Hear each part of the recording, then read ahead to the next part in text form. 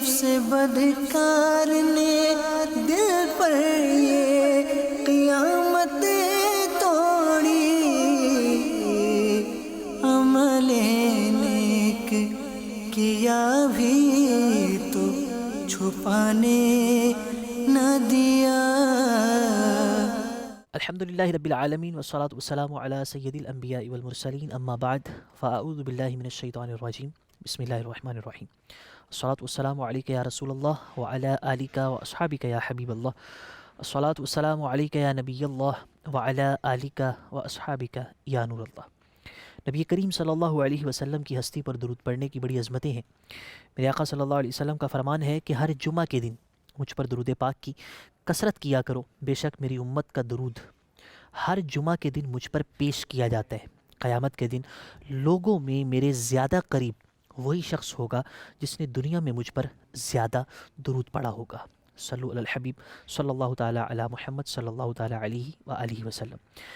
ہم گزشتہ ایپیسوڈز کے اندر شیطان کی طرف سے طرح طرح کی جو سازشیں اور چالیں ہوتی ہیں کہ وہ ہمیں گناہوں پر کیسے اکساتا ہے، کس کس طرح وہ ہمارے اوپر اپنے جال پھینکتا ہے، لمبی امیدیں دلاتا ہے، توبہ کو ٹالنے کی سوچ ہمارے اندر پیدا کرتا ہے، ریاکاری کرواتا ہے، طرح طرح کے گناہ کرواتا ہے۔ آج ہم جس موضوع پر گفتگو کریں گے وہ موضوع یہ ہے کہ شیطان ہمیں گناہوں پر کس کس طرح آمادہ کر دیتا ہے، ہمارے اندر کیا وہ ایسی سوچ پیدا کرتا ہے، ہمیں کون سا ایسا ڈر ہمارے اندر پیدا کر دیتا ہے کہ ہم لوگ گناہ پر آمادہ ہو جاتے ہیں۔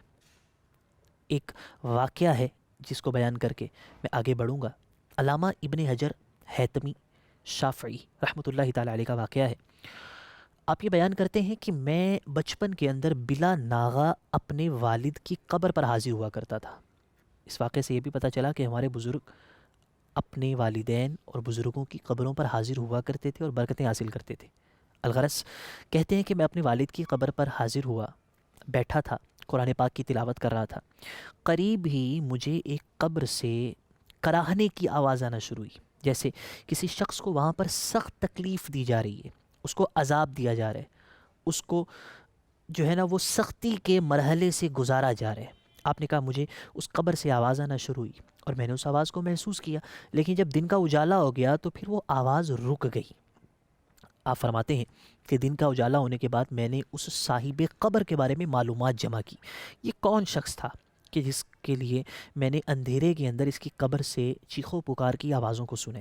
آپ نے جب اس کے بارے میں معلومات کو جمع کیا تو پتہ چلا کہ یہ بندہ بڑا نمازی تھا، مسجد میں بڑی کثرت سے جاتا تھا، نیکیاں بھی کرتا تھا، خیرات بھی کرتا تھا، بڑا اچھا آدمی تھا۔ مگر ہوا یہ کہ جب بڑھاپے کی عمر آئی تو یہ بڑا دولت مند تھا، مگر بڑھاپے کے اندر آ کر اس کا پیسہ اور اس کی دولت کم ہو گئی۔ جب اس کی دولت کم ہوئی تو اس نے مال کی کمی سے بچنے کے لیے اپنا پیسہ سود پر دینا شروع کر دیا۔ یعنی ایک اس کے دل میں ڈر پیدا ہو گیا کہ کہیں میرا مال ختم نہ ہو جائے، اور اپنی زندگی کو اس نے لمبا سمجھا کہ ابھی بڑی زندگی پڑی ہے، ابھی جینا ہے، پیسہ تھوڑا ہے، پیسہ زیادہ کرنا ہے، ڈبل کرنا ہے، پیسہ بنانا ہے۔ تو اس سوچ کے ساتھ اس نے اپنے پیسے کو سود پر دینا شروع کر دیا۔ اب سود آنا شروع ہو گیا اور اس کے دل میں جو یہ ڈر تھا کہ پیسہ بڑھانا ہے اور زندگی جینی ہے، عیاشیاں کرنی ہے، ناجائز پیسے سے عیش و عشرت والی زندگی گزارنی ہے، یہ خیال نے اس کو گناہ پر آمادہ کیا اور سود والی طرف وہ چلا گیا۔ سود وجہ بنی کہ قبر کے اندر اس کو عذاب دیا جانے لگا۔ پتہ یہ چلا کہ انسان بعض اوقات مختلف طرح کے ایسے خدشے اور بلا وجہ کے وہم کی وجہ سے گناہوں کی طرف چلا جاتا ہے اور گناہوں کی دلدل میں پھنس جاتا ہے۔ حضرت عیسیٰ علیہ السلام کے حوالے سے ایک واقعہ ہے، اس کو علامہ دمیری رحمۃ اللہ تعالیٰ علیہ نے حیات الحیوان جو ان کی معروف کتاب ہے اس کے اندر بیان کیا۔ علامہ دمیری رحمۃ اللہ علیہ نقل کرتے ہیں، آپ فرماتے ہیں کہ حضرت عیسیٰ علیہ السلام کی شیطان سے ملاقات ہوئی۔ شیطان کو دیکھا کہ وہ گدھوں کے اوپر سامان تجارت کو لے کے جا رہے ہیں۔ اب میں آگے وضاحت کروں گا سامان تجارت شیطان کا کیا ہے۔ گدھوں کے اوپر سامان تجارت کو لے کے جا رہا تھا۔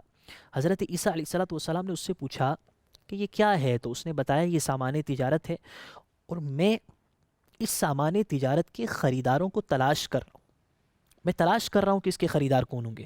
حضرت عیسیٰ علیہ السلام نے پوچھا کہ اس کو کون خریدے گا، یہ کیا ہے؟ اب شیطان نے ون بائی ون جواب دینا شروع کیے۔ شیطان نے جواب دیا یہ ظلم ہے اور اس کو کون خریدے گا؟ اس کو بادشاہ خریدے گا۔ بادشاہ ہوتا ہے بڑا کثرت سے ظلم کرتا ہے، کہا یہ ظلم ہے اور اس کا خریدار بادشاہ ہے، میں یہ بادشاہ کو بیچوں گا۔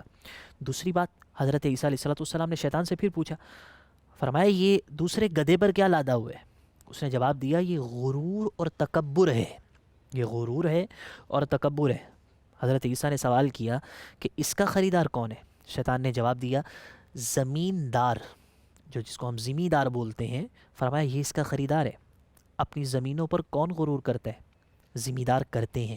اللہ جن کو ہدایت دے وہ ہدایت یافتہ رہتے ہیں، مگر جن کی بہت زمینیں، بڑے مربع، بڑے ایکڑ، بڑے بڑے رقبے ہیں، وہ بڑا غرور کرتے ہیں اپنے رقبوں پر، ہماری اتنی زمینیں، ہماری اتنی جائیدادیں، ہماری اتنی زمینیں، ہمارے اتنے رقبے ہیں۔ تو کہا کہ یہ غرور اور تکبر ہے۔ جس کا خریدار کون ہے؟ فرمایا زمیندار خریدار ہے۔ زمیندار جو ہوتا ہے وہ غرور اور تکبر کرتا ہے۔ حضرت عیسیٰ نے تیسرا سوال کیا، پوچھا تیسرے گدھے پر کیا لادا ہوا ہے؟ اس نے جواب دیا، کہا کہ یہ خیانت ہے۔ سوال پھر ہوا، اس کو کون خریدے گا؟ اس نے جواب دیا، کہا اس کے خریدار تاجر ہیں۔ یہ تاجروں کے لیے سوچنے کی بات ہے کہ شیطان خیانت ہے جو تاجروں کو بیچتا ہے۔ خیانت کرتے ہیں تجار، اپنے مال جس کو ناقص ہوتا ہے اچھا کہہ کے بیچ دیتے ہیں، 2 نمبر مال ہوتا ہے 1 نمبر کہہ کے بیچتے ہیں۔ جعلی موبائل ہوتا ہے، اصلی نہیں ہوتا، کمپنی سے ویریفائڈ نہیں ہوتا، اس کو اصلی اور اوریجنل کہہ کے سیل کر دیتے ہیں۔ کہا کہ یہ خیانت ہوتی ہے جو تاجر کرتے ہیں، اور میں تاجر ہیں جن کو میں یہ خیانت بیچوں گا، اور خیانت کے خریدار تاجر ہیں۔ چوتھے نمبر پہ کہا، چوتھے نمبر پہ جو چیز ہے وہ کہتا ہے کہ یہ چوتھے گدھے پر جو میں نے لاد رکھا ہے یہ مکر ہے۔ سوال ہوا اس کو کون خریدے گا؟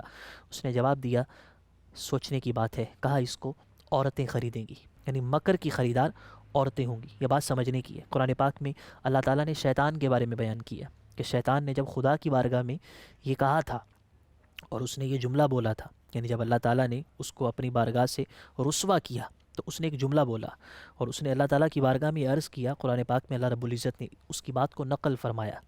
اس نے کہا تھا ثم لآتینہم من بین ایدیہم ومن خلفہم وعن ایمانہم وعن شمائلہم ولا تجد اکثرہم شاکرین۔ اس کا ترجمہ یہ ہے، شیطان نے کہا تھا پھر ضرور میں ان کے آگے اور ان کے پیچھے اور ان کے دائیں اور ان کے بائیں سے ان کے پاس آؤں گا، اور تو ان میں سے اکثر کو شکر گزار نہ پائے گا۔ یعنی شیطان نے یہ دعویٰ کیا تھا، یہ اعلان کیا تھا کہ اے مالک میں تیرے بندوں کے دائیں بائیں آگے پیچھے سے ہر طرف سے حملے کروں گا، ہر طرف سے اپنی سازش کا جال بچھاؤں گا، ہر طرف سے میں دھوکے کا پینترا ان پر پھینکوں گا، میں کوششیں کروں گا، میں ان کو بہکاؤں گا، اور ایک طرف سے نہیں ہر طرف سے بہکاؤں گا، جتنا ہو سکے گا میں کوشش کروں گا، اور مالک تو اپنے اکثر بندوں کو شکر گزار نہیں پائے گا۔ پتہ یہ چلا کہ شیطان کئی طرح آمادہ کرتا ہے کہ بندہ کسی نہ کسی طرح گناہ پر آمادہ ہو جائے، اس کو خوف دلا کے، اس کو فکروں میں ڈال کے، اس کو گناہوں پر آمادہ کرتا ہے۔ نبی کریم صلی اللہ علیہ وسلم نے ارشاد فرمایا کہ شیطان نے اللہ کی بارگاہ میں کہا تھا، اے پروردگار تیری عزت کی قسم میں تیرے بندوں کو اس وقت تک گمراہ کرتا رہوں گا جب تک ان کی روحیں ان کے جسموں میں رہیں گی، میں تب تک گمراہ کرتا رہوں گا۔ سیدھا مطلب ہے کہ جب تک وہ مریں گے نہیں، ہر وقت گمراہ کرتا رہوں گا۔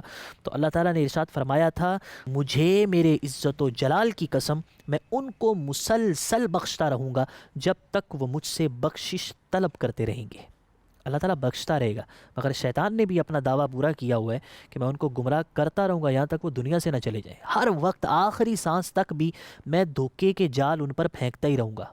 کیسے کرتے ہیں؟ ایک عام طریقہ جو اس کا ہوتا ہے کہ جس کے ذریعے وہ کسی بھی شخص کو گناہ پر آمادہ کرتے ہیں، وہ ہوتا ہے وسوسہ ڈالتے ہیں۔ قرآن پاک میں اللہ تعالیٰ نے مشہور صورت ہے جس کے اندر ارشاد فرمایا، من شر الوسواس الخناس الذی یوسوس فی صدور الناس من الجنۃ والناس۔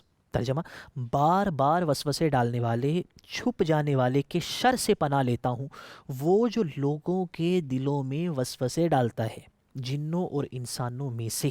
یہ ایک بڑا سبب ہوتا ہے شیطان کی طرف سے کہ وہ کسی بھی شخص کو گناہ پر آمادہ کرتے ہیں، وسوسے ڈالتے ہیں، طرح طرح کے خیالات باتیں اس کے دل میں ڈالتا رہتے ہیں، وہ بیچارہ اس کے چال میں پھنستا ہے اور گناہوں پر آمادہ ہو جاتا ہے۔ دوسری چیز جو شیطان کسی بھی شخص پر اپنا جال پھینکتے ہوئے استعمال کرتا ہے اور اس کو گناہوں پر آمادہ کرتا ہے وہ ہے بھلانا، اس کو بھلا دیتا ہے۔ کیسے؟ اللہ تعالیٰ قرآن کریم میں ارشاد فرماتا ہے استحوذ علیہم الشیطان فانساہم ذکر اللہ اولئک حزب الشیطان الا ان حزب الشیطان هم الخاسرون۔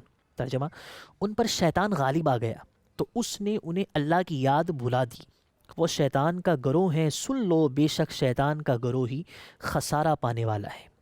یہ ہے شیطان کا دوسرا طریقہ کہ جس سے وہ کسی بھی بندے کو گناہوں کی طرف لے کے جاتا ہے۔ ایک اور بات کہ شیطان کسی بھی بندے پر غالب آ جائے، اس کی علامت کیا ہے؟ کب انسان یہ سمجھتا ہے کہ مجھ پر شیطان غالب آ گیا اور اسے یہ فکر کرنی چاہیے کہ شیطان مجھ پر غالب ہو چکے ہیں؟ تفسیر مدارک میں شاہ کرمانی رحمۃ اللہ تعالی علیہ فرماتے ہیں بندے پر شیطان کے غالب آنے کی علامت یہ ہے کہ شیطان اسے کھانے، پینے اور پہننے میں مشغول کر دیتا ہے، بندے کے دل کو اللہ تعالیٰ کی نعمتوں اور اس کے انعامات میں غور و فکر کرنے اور ان نعمتوں کا شکر ادا کرنے سے غافل کر دیتا ہے۔ ہر وقت بندہ پہننے پر لگے، کھانے پر لگے اور اپنی زندگی کی آسائشوں میں اتنا مگن ہو گیا کہ اسے خدا کے ذکر کی فرصت ہی نہیں ہے، اللہ کے ذکر سے اس کو غافل کر دیا۔ وہ اپنی عیاشیوں میں اتنا مست ہو گیا کہ خدا کی یاد کو بھول ہی گیا، آخرت کو بھول ہی گیا۔ جس بندے کے ساتھ یہ کیفیت ہے، یہ مجھے اور آپ کو غور کرنے کی ضرورت ہے کہ جس بندے کے ساتھ یہ کیفیت ہے کہ ہر وقت اپنی زندگی کی آسائشوں میں گم ہے، نماز کی فکر نہیں ہے، اللہ کو یاد کرنے کا جذبہ نہیں ہے، نبی کریم صلی اللہ تعالیٰ علیہ وسلم کی بارگاہ کی طرف توجہ دینے کا شوق نہیں ہے، اگر یہ چیزیں اس کے اندر نہیں ہیں تو اس کو سمجھنا چاہیے کہ شیطان اس پر غلبہ پا چکے۔ اگر کسی شخص کو اذان کی آواز آتی ہے اور وہ مسجد میں جانے کا اس کا ذہن ہی نہیں بنتا، پڑوس کے اندر مسجد ہے، ہم نے بہت ایسے لوگ دیکھے، مشاہدہ ہے کہ پڑوس میں مسجد ہوتی ہے، اذان ہوتی ہے، وہ شخص اپنے گھر سے اٹھ کے مسجد میں نہیں آتا۔ اگر ایسا ہے کہ زندگی نے اس کو اتنا مصروف کر دیا، عجیب مصروفیت کہ زندگی نے اس کو اتنا مصروف کر دیا کہ خدا کے ذکر سے غافل کر دیا، اللہ کی بارگاہ میں حاضر ہونے سے غافل کر دیا، سجدہ کرنے والوں کے ساتھ سجدہ اور رکوع کرنے والوں کے ساتھ رکوع کرنے کا ذوق ہی اس کا مار دیا اور ختم کر دیا، تو یہ وہ مصروفیت ہے کہ جو در حقیقت شیطان کا غلبہ ہے اس بندے کے اوپر، اور وہ شیطان کے ہاتھوں مغلوب ہو چکا ہے اور وہ شیطان سے دھوکہ کھا چکا ہے۔ اس کو واپس پلٹنے کی ضرورت ہے کہ اللہ کی یاد اس کو آئے۔ ایک اور چیز کہ جس کی وجہ سے شیطان کسی بھی شخص کو گناہ پر آمادہ کرتے ہیں وہ ہے لمبی امیدیں۔ آسرے ہوتے ہیں، سہارے ہوتے ہیں، ابھی بڑی زندگی باقی ہے، ابھی تو بڑا جینا ہے، ابھی تو میں جوان ہوں، ابھی تو بڑی عمر باقی ہے اور ایک وقت آئے گا کہ جب جو ہے نا وہ توبہ کر لیں گے اور نیکیوں کی طرف آئیں گے۔ یہ ایک ذہن ہوتا ہے۔ کیا آپ نے بڑے بڑے صحت مند، بڑے جواں قامت، بڑے قوت والے، بڑے زور والے لوگوں کو مرتے ہوئے نہیں دیکھا کہ وہ جوانی کے اندر مرتے ہیں اور ان کے جنازے اٹھتے ہیں؟ دیکھا ہے، بہت دیکھا ہے۔ جوانوں کے جنازے ہم اپنے کندھوں پر آج اٹھاتے ہیں۔ یہ کس نے طے کر دیا اور یہ کس نے شرط رکھ دی کہ بڑھاپے کے اندر ہی موت آتی ہے، جوان کو جوانی میں موت نہیں آتی؟ آتی ہے۔ تو لمبی امیدیں رکھنے کا پھر کیا فائدہ؟